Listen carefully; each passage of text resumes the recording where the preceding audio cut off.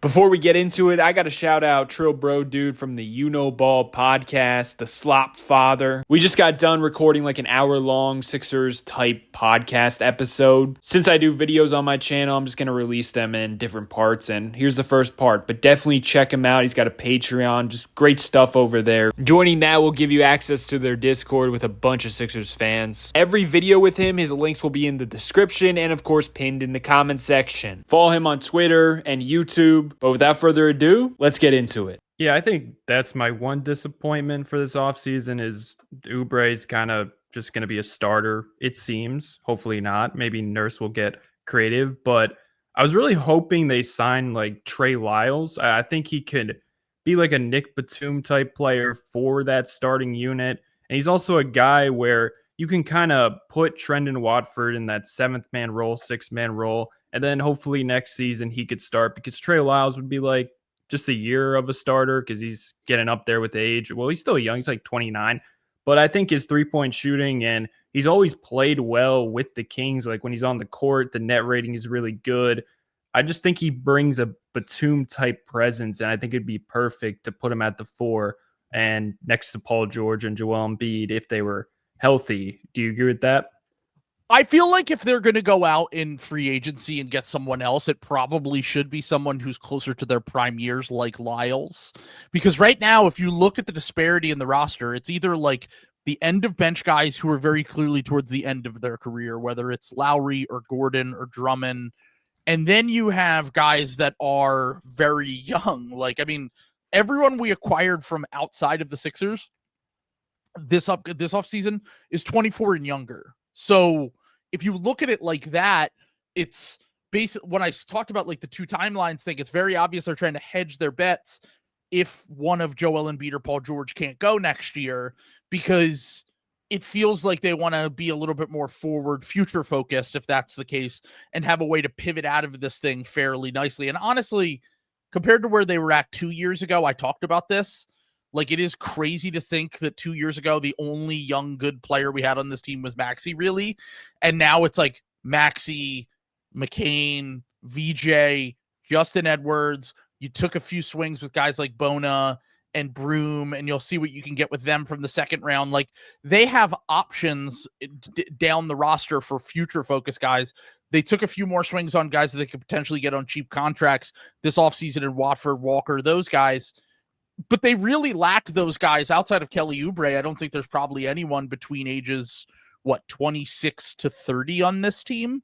Everyone is either like 30 and up or 25 and down. So Lyles or, someone that could fit in that role would be nice, just to have a 4 that you can rely on, that maybe you could occasionally slide to the 5 when Joel's out, similar to what we saw with Yabu last year.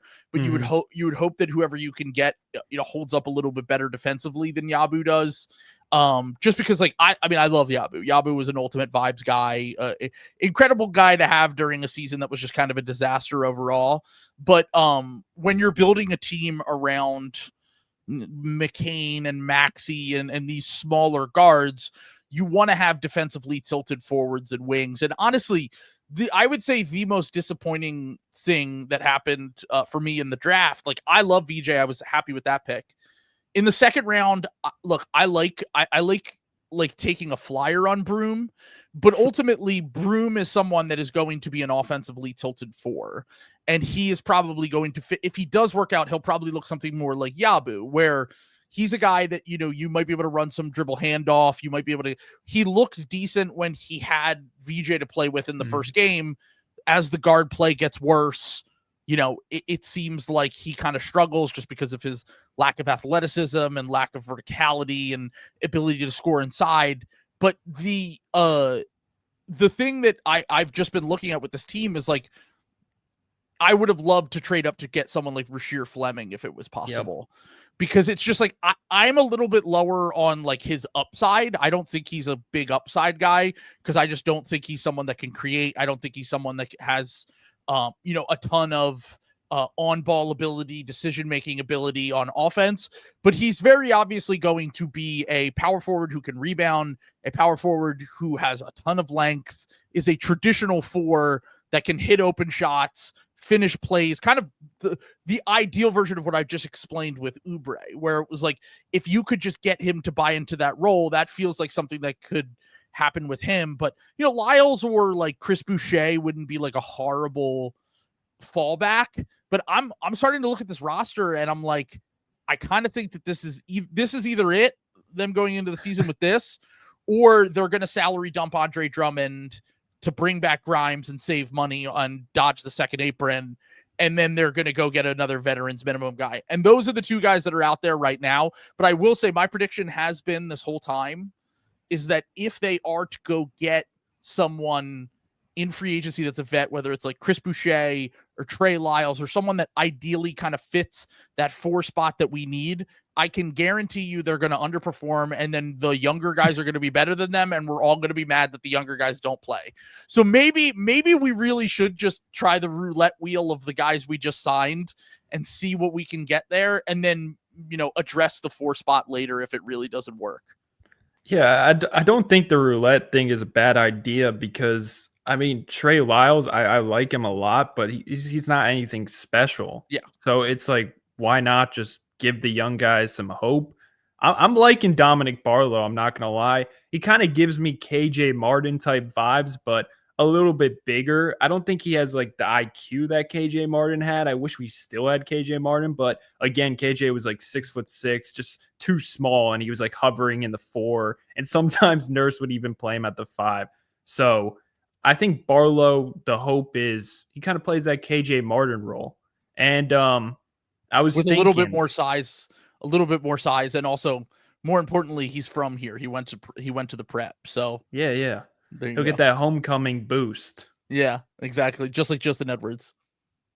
Trendon Watford, I definitely see more as a bench guy. I would like to see him in the minutes without Embiid because I feel like him and Maxey can develop a 2-man game. Supposedly they're friends off the court. And hopefully that can actually help the Sixers establish a lineup without Joel Embiid because, that's one of our biggest issues. But of course, Watford's going to get minutes next to Embiid. I'm just saying I would like to see him on ball because he has that talent to like dribble and create every now and again.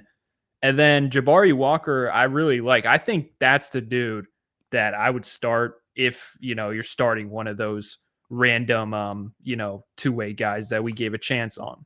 Yeah, I'm not super familiar with Jabari, to be completely honest with you. I've asked a few Blazers fans because when we signed him, it was very funny because leading up to us signing him, I was like, how do so many people have opinions on Jabari Walker? Like, did I just miss out on this guy? Like, not like I watched a decent amount of Blazers last year. I didn't watch a ton, but from what I understand, the shot's been improving. The volume, you would like to see it get up there, but the shot's been improving. He's an athlete. I don't even know if I want to say athletic. He's a hustle energy for that can, he can win on the glass for you.